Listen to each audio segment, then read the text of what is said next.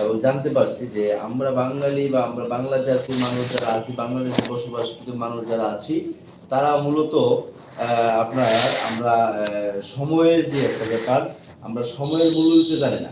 সে example যদি উদাহরণস্বরূপ আমি আপনাকে বলতে যাই, সেটা হলো আমরা একটা কাজে গেলে সেই কাজটা মনোযোগ সহকারে না করে আমরা একটা কম্পিউটারের দোকানে বসে বা একটা ক্যারাম বোর্ডে বা একটা মোবাইল হাতে নিয়ে, হ্যাঁ, আমরা দীর্ঘ আপনার সময় ওখানে ব্যয় করি। খেলে হলো 4 জনে আর 10 জন দাঁড়ায়া ঘন্টার পর ঘন্টা আমরা সময় ব্যয় করি। রাইট, একদম সুন্দর একটা কথা বলছেন। আমরা দাঁড়ায় থেকে সময় ব্যয় করি। আমি যে একটা রিক্সা চালক, আমার রিক্সাটা আমি চার দোকানের সাইডে দাঁড়া করাই দিয়ে একটা চা খাইতে খাইতে টিভি দেখতেছি ঘন্টার পর ঘন্টা। কেন সময়টা পার হয়ে যাচ্ছে, ঠিক আছে?